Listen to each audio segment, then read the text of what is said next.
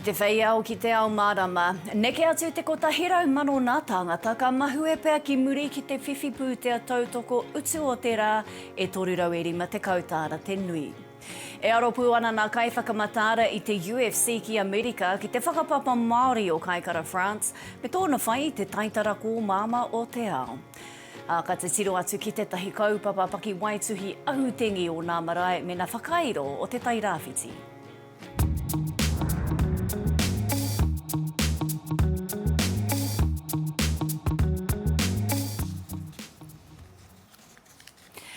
Kei nā mauna whakateitei o te motu whānui rarau mai ki Te Ao Mārama. E kotahi rau e ono tekau mano nā tāngata e āhei ki te pūtea tautoko i nā utu o te rā e toru rima tekau tāra te nui. He pūtea tēnei e whakanāwari ai nā piki nā utu o te wā. Engari tērā e tahi ka mahue pea ki muri i nā kāre anoa rātau whikapēkea kia tukuna ki te taritāke kia tuku i te pūtea tuatahi hei te mane. Kai te whakahe te minita taritāke a David Parker i nā whakapai, ka arī whakatū tikahia nā whakahaere e te kāwanatanga. He aki mai te minita tāke, ki te neke atu i te kotahi rau ono tekau mā whā tāngata, pūkorohia te pūtea. Trying to get people to provide their bank details so they can get the payment. Hei te mane ka tīmata te tohatoha i te pūtea e toru ngā utunga kotahi rau te kaumā ono ki te 2.1 miriona tāngata. I nā, ko waikaruihi. Kore ko te hunga kua roa rawa e huri tuara ki ngā tarikāwanatanga ki ngā pēke, ki te taritāke. Nō reira e hoa kare kore ko te nuinga ko tāo te Māori, ko te hunga no tā wāhi, no ngā mautere. What I will say is that if there's any concerns about the government having your bank account for any reason, it's all positive. It is just to receive these payments. Look, I haven't had a report that has suggested that. We are doing our utmost through all channels to get these bank account details. If people don't get their bank details to us by the 1st of August, when the first payment goes into people's bank accounts, they can still provide us their bank details and they will get the payment, and they'll have till essentially the 31st of March next year. He pūtea I whakawātea hia I roto I te tahua pūtea o tēnei tau, me nā whetū tekau mano iti ake tō utu. Me te piki o te utunga oranga, kei whia mai tēnei pūtea. Nō reira koe nā tā mātou e hiahiana, me he mea e hiahiana ki tēnei pūtea, tonoa mai o koutou mea pēki. Engari ki ētahi he whakautu noa mo te wāpoto e hara I te rongoa. Our proposal for tax reduction is that it's permanent. It's something that people can rely on, not just a temporary band-aid that will get ripped off all too soon. Tēnei Molyneux, Te Ao Mārama. Kai te whakatewa te whānoa nā pirihi mana I ētahi atu whiu kōrero whakatumatuma, ko waiahi atu ki nā kura te kaumātoru huri I te motu I tēnei rā. He kura I whakaoriori, taitoko, whanganui, te papai o ea, kaikoura, mawhera, tāhuna, tauwhare kākaho, tākaka, te waihara keke, hiratini, me hakatere I whakatumatuma hia. E ai ki nā pirihi mana kai te aro nui rātau ki wēnei whiu kōrero whakatumatuma, engari, karekau he tūpono ka pātu ai he mōreareatanga nui. Nā kaitua ke toru nā whakatairanga ka te tiro atu ki tētahi kaupapa pakiwaituhi ahu-tengi o nā marae me nā whakairo o te Tai Rāwhiti.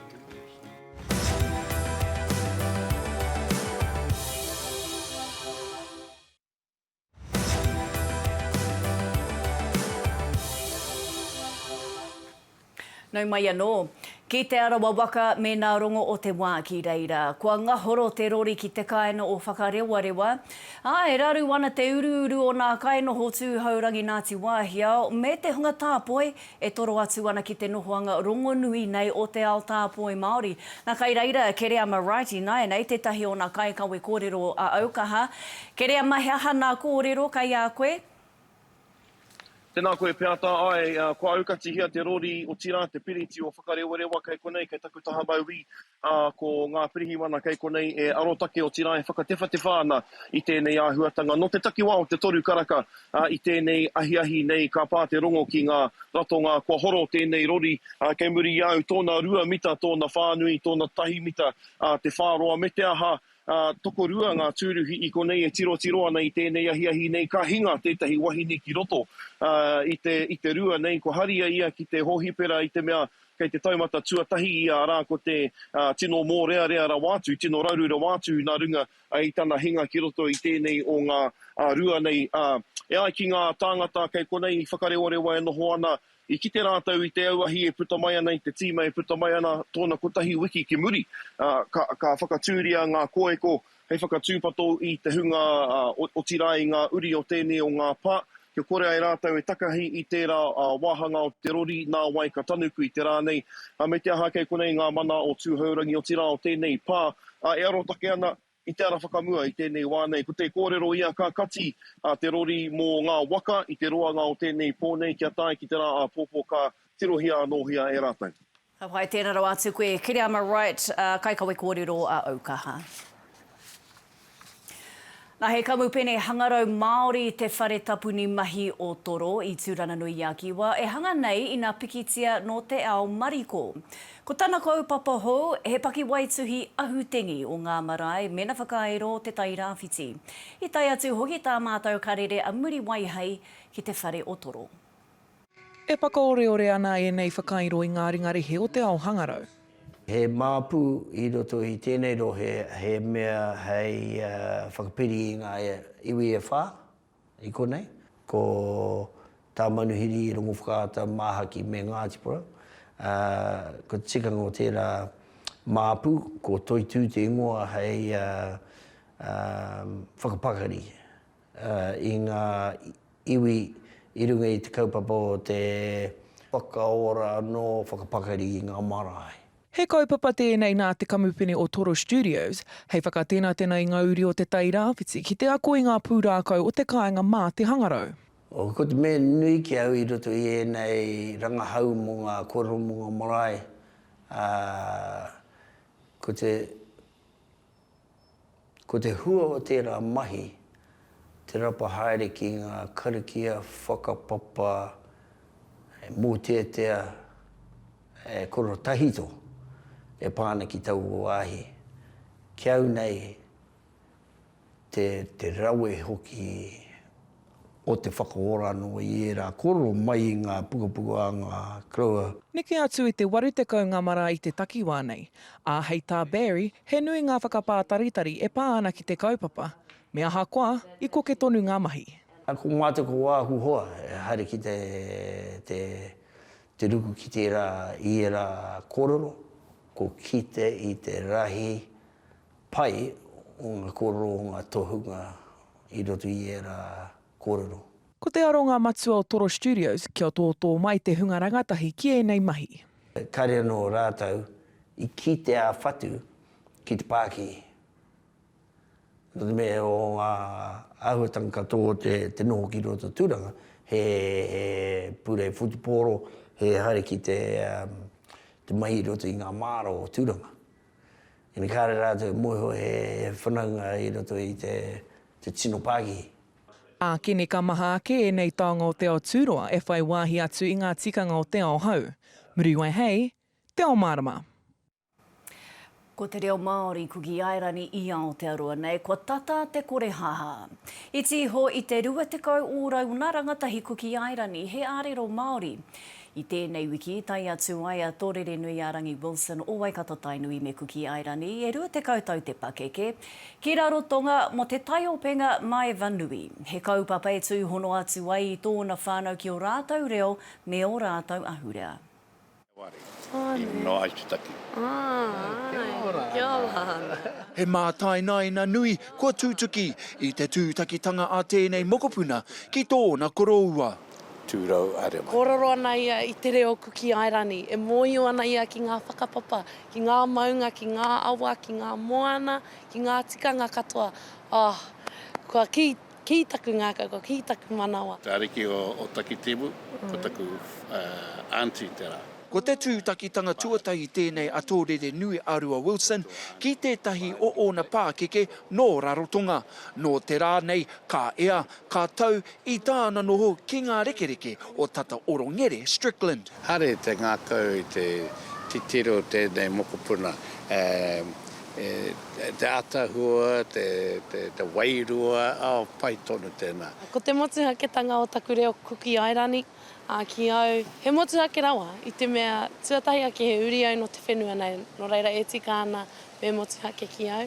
Ko ia te māma o Neke Pārama? I te uunga mai o te kao arama tama āriki i Rarotonga ki Aotearoa, i haria mai tōna reo me ōna tikanga. Nā wai, i te hekenga ki te whakareanga tuawhā o te whānau, kua tata mate. Te reo Māori kuki airani, i wainga i a tōrere nui ārua, rāua ko tōna pāpā, rātou, ko te whānau katoa. Whera ki a tāua e tupu ana, ko te reo Pākehā te mea ka kaha kōrero, nā te mea he ao Pākehā i Awarangi, e mea mai tōku koro, he ao Pākehā me ako i te rā reo tuatahi nei. That is the journey, unfortunately, that's happening at the moment. Te reo, appreciation of te reo, me ngā tikanga, me ngā peo, ko ki airani, ko ngaro. When you travel from here to Aotearoa or Australia, then a lot of our families and their generation seem to immerse themselves i roto i the European lifestyle and of course take it on the language as well. E ai ki te mana tū aorere, e waru tekau mano ngā Māori kuki aireni e noho ana ki Aotearoa. He ruarua noa e kōrero kuki aireni ana, engari mō te whānau Wilson, kei te whai kia whakatikahia tēnei mate. Kua ngana ki te whakaako i te reo kuki aireni ki ngā kutamariki, i ngā waiata o kuki airangi, i ngā harare, i te ngana ki te haere ki runga i te YouTube me ki te ako i tō rātou reo. He rautaki pia me tai atu ki ngā hui kuki airani, ki roto mai o Aotearoa nei. He koro i konei, e ora ana, e kōrero ana i te reo no reira. Ai, ko whakaro au mo te rā peaka hunuku mai au ki konei he oi, mā te waka ki te. Hei tēnei wiki, ka tū atorere nui ārua me tōna kapa o te wharekura o rākau manga ki te atamira o te maiwa nui, ki te haka ki ēnei whānau ōna. He roni waikato, atu i Rarotonga, Te Ao Mārama. Ki te rohe o te moana a toe ki te whiti, he wharekai e ki ana ko Nukuhou North i te rori matua tuarua. Te wharekai kotahi kai te takiwā o Waimana. E toru nā rea ana o tētahi whānau Māori ko whakahaere i te wharekai nei. He whānau kua nui o rātou whakahere kia noho mōri huai i te uruta me te tautoko i tō rātou hapori. Here's your order. Thank you. Kua roa tēnei whānau e whāngai ana i ngā hunga o Waimana. E ai ki etahi he wharekai e kiki ana ki te aroha me ngā kai namu ana. I always come here, the food is so delicious. Come have a kai at Nukuhou Cafe. Aha koa he tino wharekai tēnei, ka rei ko atu te wairua o te whānau e mahi tahi, hei ārai i ngā pānga o te mate ko whiori. We still had our regulars coming in, so we still had customers and we were still able to stay open. And what we done is we put a window out the front. And so that's so we could close the door, and with it being COVID, so people didn't have to come in, and it was just, and we could also still serve people with or without the vaccine passes. Aha koa te ua o te wā ko whiori mō te wharekai, ko tētahi o ngā tino taonga he mahi tahi i ngā reanga e toru, kraua mai, mokopuna mai. Ko kanji te matua ake o te whānau, e ai ki aia, koinei, tana wawata. Kai maramara riwai. Kei te pai tērā, konei taku wawata. Ka mahi tahi tātou ka ora i te whānau. He ika, he maramara riwai, he hamupeka me ngā keke tihi ngā tino kai. Just their Nukuhou cafe and I just tried their chicken burger and it is on. Yeah, come down whānau, just here by Waimana, and they have some good chips and Yeah, all you can eat over here, so ka pai. E hara tēnei te whare kainoa iho, he mahi e whakahono ana i tēnei whānau hei painga mo te anamata o te hāpori o Waimana. Waimānea nuri, Te Ao Mārama. Tāpiri atu ki taua kōrero, e rua tekau mā waru nā matena i te mate korona i re pātahi ana e te whatu ora i tēnei rā. E whitu mano ono rau e rua tekau mā whitu nā tūroro mate korona hou kai nā hapori o te motu i tēnei rā. E waru rau rua tekau mā whitu nā tūroro kairo hohi pera, e rua tekau mā whā ora atau kai te wāhanga whā omo. Tai hoa ke nei e aro pū ana nā kaiwhakamataara i te UFC ki Amerika, ki te whakapapa Māori o Kaikara France me tōna whai te taitara kōmāmā o Te Ao.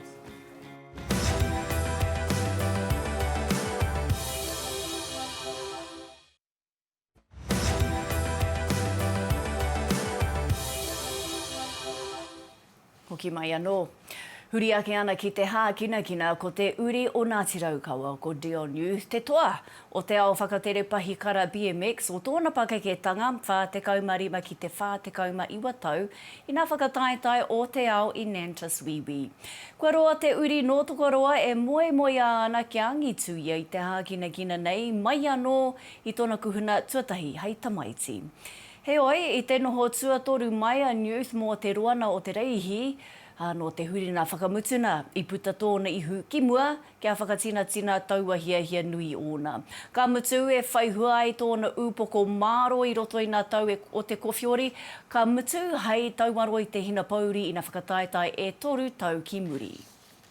Crash in 2019, it just lit a fire inside me, just of determination, you know, just to get up there because I knew that I was at an international level and I just needed to prove it. And so during that whole COVID time, I've just kept up my training and I've just got better, stronger, faster, and I was able to prove myself just over the weekend.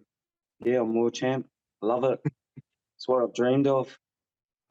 Noho tonu ki nā take hā kina, kotahi rau meriona nā tāngata e matapaeti ana, ka mātaki atu i te whakataetai UFC i Texas, Amerika i tēnei wiki. Ko nā kaiwhakamataara i te UFC hoki tērā, ko aropu ki a Kaikara France, me tōna whai te taitara kōmāmā o Te Ao. Ko tōna whakapapa Māori hoki te āhua ātahu tōna. Kei Dallas, Texas, tā mātou karere a pōtaka maipi i tēnei wā, nō reira kia tahuri atu ki aia i nei. A pōtaka, kua whakarere ake koe nā whiua hine takurua kia tauai te pūahurutanga o hine raumati, ne? Tēnā koe pia tōtira, tēnā koutou katoa ai, kei te rongo au i te wera, kei te kite mai koutou kei te whiti tonu mai a tamanui te rā ki runga i a mātou, ko te iwa karaka o te pō, kei te whiti tonu mai te rā. Hoi anō rā, ko te pai mahana nui ake i te kotahi rau, hoi anō e he wera pai ake i te makariri o rāhui pōkeka. I tu wherehia te kuaha ki whakaata Māori e te UFC, he tuatahitanga tēnei, ne? Te āhua nei ai, i tūwhera ngā tatau, kia mātou o whakaata Māori o tira Te Ao ki te noho ki te taha o te teihana nui o Te Ao, ko ESPN, e nui ake te kotahi rau miriona ngā kaimā taki i aua whakāturanga, i aua hōtaka, puta no i Te Ao. Nō reira, tō mātou wai marie ki te noho ki tō rau tautaha. Pōtaka ko te rā tēnei ki te whiwhi nā toa UFC pēnei a Kaikara France, rātau ko nā tupu ao Te Ao whawhai, ne rā? E tika ana, anei taku pūrongo, mā taki toru mai, tēnei pūrongo mai te manoa o Dallas, Texas. He tuatahitanga tēnei mō whakaata Māori, te noho ki te taha o ēnei o ngā teihana nui tai ore o Te Ao. Yeah, it means a lot to me, representing my people, being Māori and being a proud Māori and bringing that to the world stage. You know, we're here in the UFC and, you know, on billboards and fighting for world titles, but I don't forget where I've come from and that fuels me. That's the fire, and I'm here to inspire the next generation, inspire, you know, young Māori, male and female, to go out there and chase their passion, chase their dreams. If I can do it, anyone can do it. E rite ana a kai ki te whakamutu I tana huariri. Awesome, brother. 3 days out. How's it feeling? Yeah, feeling good. Just focused, ready, and dialed in now. You know, starting to detach from kind of everything, let everything go, and that just means, you know, all the hard work's done. Just go in there and back myself. I've been believing I'm the best in the world for years now, so now that I'm here, it's everything I expected, everything that I've visualised, and yeah, everything that I've earned. So I put myself in this position. Got the whole team here, City Kickboxing, got the Te Ao family here, so we're in a good place. No Mexico a moreno e hara ia I te tōhu. And you both like to throw a few.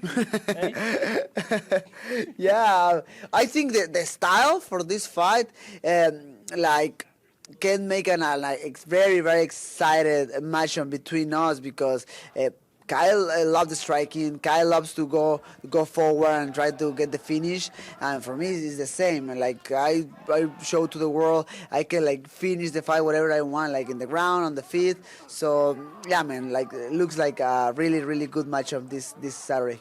The Kai that fought him in 2019 isn't the same Kai that's fighting him this weekend.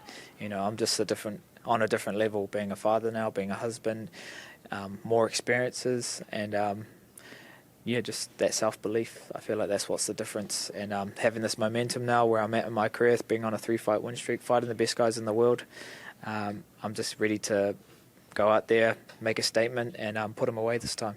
I have 3 daughters, and definitely I know that kind of motivation. He looked with more confidence. He looked more brave in the moment when he stepped in the octagon. But I feel that motivation is cancelled because both we have that kind of motivation. So now depends more on the technique and depends more about who deserves more the victory. Kei konei ngā tupua o Te Ao whawhai. Hey guys, I'm here with the #1 source for Kai front. The in-depth knowledge of the situation. Tēnā koe piata me ngā mihi mahana o te wā mai tēnei wāhi o Dallas, Texas. Ka whai tēnā koe pōtaka. Nā, ko te whiwhi Nazi ko Joel King, toa poi pātu wahine o Aotearoa, me te toa pānga maitai ko Tom Walsh, nā kai kawe I te haki o Aotearoa, I te hui whakatuwhera I nā taumā heke heke, wa whenua ki Britānia a pōpō. I whakainua hia rāwa e te ihorai o te kapa o Aotearoa e Nigel Avery, I tetahi whiwhi ngā te kapa I te whare o Aotearoa I Birmingham I te rānei. Ko King, tētahi o nā tirotoa o Aotearoa I nā taumā heke heke a hoa whenua ki muri. E ono nā mētara kua tō I aia, e toru o era he koura, nā ko tā King kai te hihirina kare aroto. You look across this whole team and there's so many amazing athletes, so many chances at medals, etc. So for us to be singled out to have that honour is something we'll never live again in our life probably. So it's a memory I'll never forget. Yeah, I think it's we both actually haven't gone to an opening or closing ceremony, so we're completely newbies at this thing. So it's all even double special for that. Yeah. Naki nā tohua tāwhiri mātea I naia nei, ka kōmaru te rangi ki te nota me tāmaki makaurau. Mao te ua ki te moana a toi hai te ahiahi ka paki haere anō te rangi. Hei hauā tiu ka pupuhi ki rotorua, kāre he kōrero I tuatu te rangi pai huarere ki te Rāwhiti, ki te tahauru he whai titiri I mua I te haiata. Te whanganui a tāra ka ua I te ata I te pō, ka marangai mō te wā poto I te ahiahi pō ki whakatū. Ka paki haere ki waitaha, mārere haere te hautonga Māori I te tūhoitanga o te rā, kotahi tōraro te taumata pāmakariri ki tāhuna, anō nei he hukarere te matapai, mai te uru ka papuhi te hau ki waiho pai. Akāti, koe nāna kōrero kai te ki te Te Ao Mārama, te ratoro atu ki te whārangi I Pūrangi, te taupānga rānei a Te Ao Māori News, mō te roa nāke o a mātou kōrero. Ka waiho mā te kapahaka o nā tūmanako o te hōtaka e whakakapi I tēnei pō, e te tī e te tā, kia Māori ore kia ai o te pō.